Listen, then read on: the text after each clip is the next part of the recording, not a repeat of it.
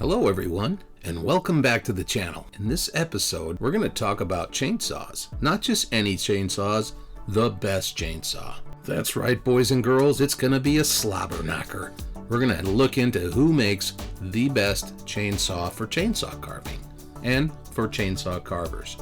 I've been around the block a few times. I've got the digs on which one is best. Which one do you like the best? Which one do I like the best? Well, let's find out.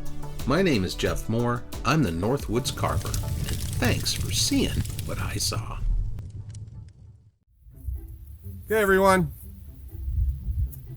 Welcome back. This is my attempt at discussing what the very best saw brand is. Is it Husqvarna? Is it Steel? Is it Echo? Is it Makita? Is it, there's a bunch of different ones. Here's my take. It ain't pretty, but here it is. So this is how I see it as an experienced carver. And before I was a carver, I worked for a tree service for about, 7 or 8 years. And then I had my own thing. Of course, there's always the debate as to who makes the best saws. And they're all good, especially now. Some are just a little better than others. Some have some features that other people than me find nice. But what it all boils down to, and this comes from experience. So if you have a good steel dealer near you, that's the one you should buy. And if they're willing to work with you, all that, it's important. It's important because you want your dealer to have your back, and you want to be able to just take your stuff in. They know who you are. You're a good customer. They're not going to look at you through their nose because you got a problem, and they don't really want to mess around with carving equipment. They don't understand. So you find the best dealer, not so much the best chainsaw, because most chainsaws are pretty dang good. And if you have to drive an hour to find one of those guys, then do it. Because if the local guy just isn't working with you, or maybe they don't have that winning personality, then chances are there's somebody near you that does have that winning personality. Also, I know guys that ship their saws to get worked on all the way to like New York or Connecticut or wherever these really high-end saw shops are that will do performance work. They don't second guess you or your equipment. They set you on the right course. They get a quick turnaround. If you got to do that, do that. So if you got to buy your saw from a box store because you don't have a reputable dealer around, and then have it fixed somewhere else, a lot of those shops, they get mad at people when they bring in saws bought by the box store, because they won't. Why didn't you buy it from us? There you go. In a nutshell, tells you a lot. So anyway,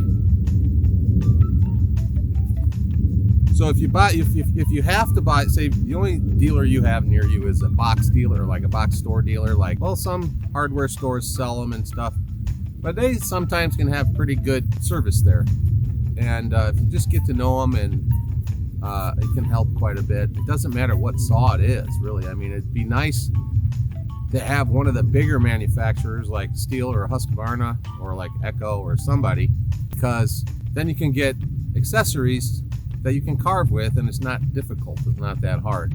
You start buying some of the not off-brand, but the lesser brands, it's going to be a little trickier, from my experience, to get carving bars that fit. Some of them it works out just fine. Others it's a problem, getting sprockets and stuff like that, because they're really developed for the homeowner use. They're not necessarily pro saws, so they don't have a lot of options that would work. They might not even offer a bunch of different kinds of saws. Like I know Steel for sure has a bunch of smaller saws in succession up to like the 251, I think, and then it starts the large bar adapter for the bar. It's a bigger nut and bigger for like the 261 and up. In my experience, the best saw is sold specifically by the best dealer, really.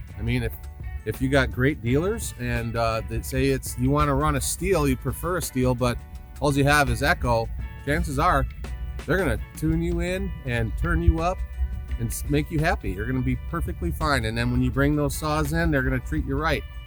If you have a steel dealer in your area that is just kind of jerks, which there are, kind of snobby jerks. I have a few around here.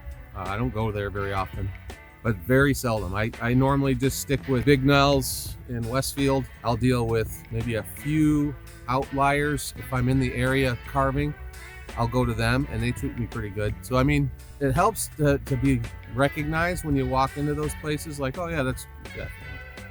I haven't seen you in a while, Jeff. How's it going? You know, I don't necessarily get deals from the other dealers, but my dealer gives me pretty nice deals. So I mean, that's the other thing. I have purchased countless saws from this one guy for the last 20 some odd years, right? 20 years at least. We have a working relationship, and when I bring in a saw, a lot of times he'll just stop what he's doing and grab, because he knows that's my lead saw. Or, you know, before I started getting multiples of multiples, he would take care of me right away. And it was great. It's great. So you want that kind of service.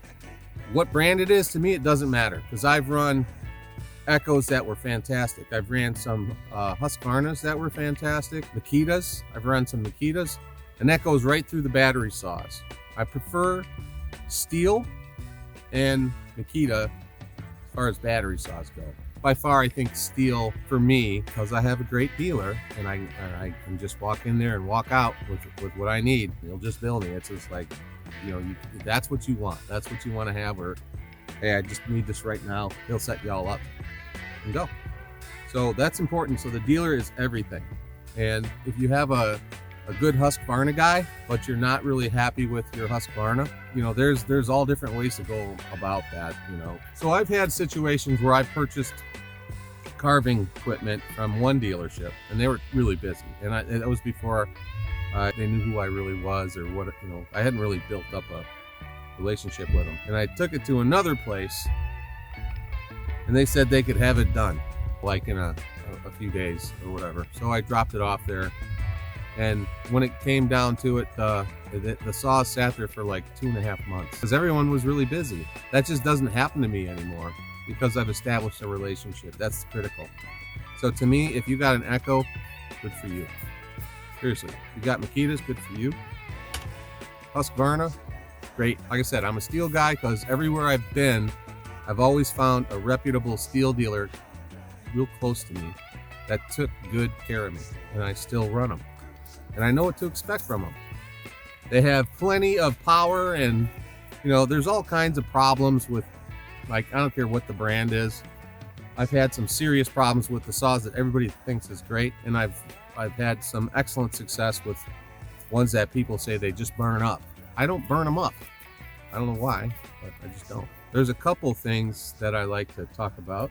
One is the different bar and chain combinations. A lot of times, different things that factor in to people purchasing, whether it's Canon or whatever, is a lot of push will come from Canadian tree guys in Canada that cut wood and timber all day. And they'll go with the Canon bars, and they're excellent. I've had hit and miss with Canon, but it's regional. And since they're a bar manufacturer, a lot of push comes from the Canadian carvers and the loggers out there. They want heavy duty, they want power, get it. And they get it from bar manufacturers. They're making bars specifically for those types of things, and then they ship them out all over. They'll get a big push. And in our area, steel and, you know, like the regular, like Oregon bars, things like that, that are, you know, it depends on what region you're in. So like I bought this bar, I don't know, a long time ago. It's a Canon Super Mini, the 3/8 with the 3/8 low pro. And it screams. This is on my little 261. And it's a fantastic setup. I'm not big on 50 gauge, unless it's on the big saw, obviously. But if I do go on a larger saw, I'm running 3/8 LP. I do have one saw that I didn't think would work out very well, and that's my 194, and I just kept the stock bar on it. I think it's a, I'll show you. So here's my point with the bar and chain stuff. So this is a 43 gauge. It's on my 194, and it's a 14-inch roller tip. And I was thinking, that's not going to work.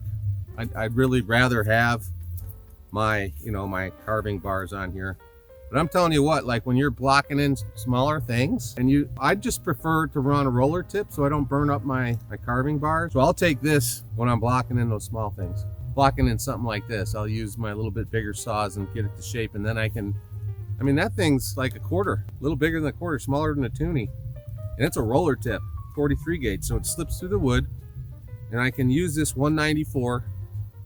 It's got pretty good power, but if I were to overbar this with a 50 gauge with a regular roller tip on it, or underpowered and overbarred. So this is right at that little sweet spot. I wouldn't go any bigger than this. I certainly wouldn't run 50 on it, but it's a good performing little saw, and it's razor sharp. So and it's light because I'm getting old and my joints hurt. So that being said, I've got like 3 or 4 of these. They all got different bar configurations, and I've got a few others. I have a couple gouges. All of them are steel, but I do own Makita battery saw and a Makita gas saw, and I like both of them a lot, and I use them in specific certain specific circumstances. So here's a 194C with, I think it's a 9-inch Samura, and I love it. This one's been around for eons. So what I think I'm going to do is pull this bar off, as I can see it's starting to get a little warm.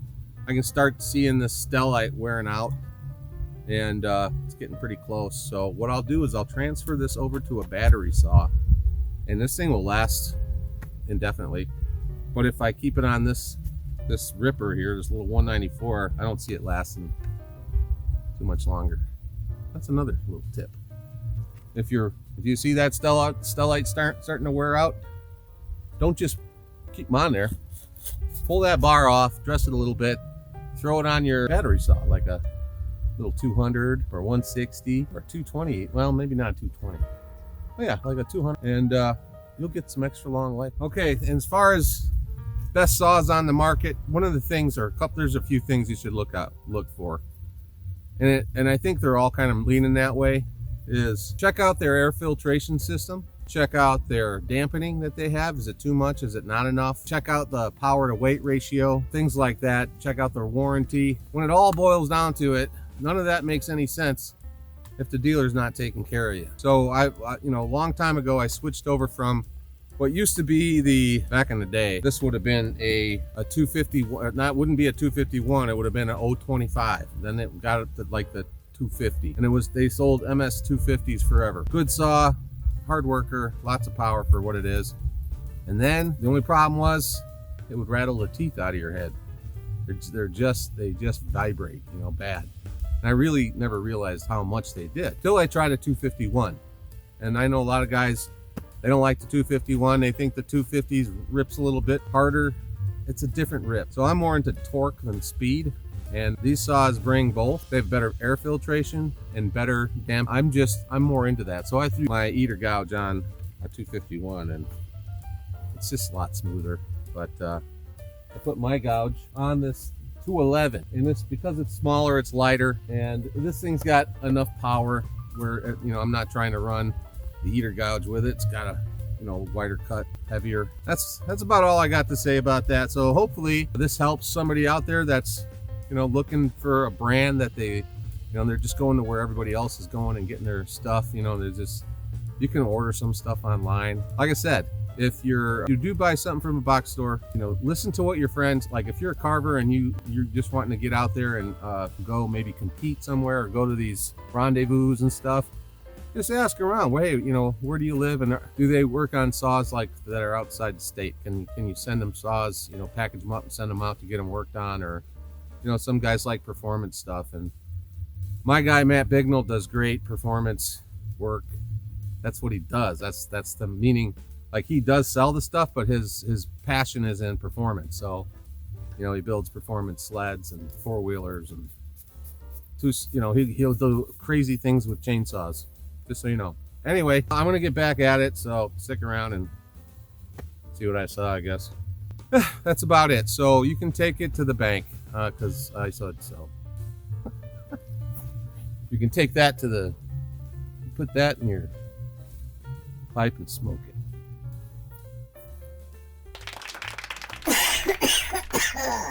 Roger Dodger.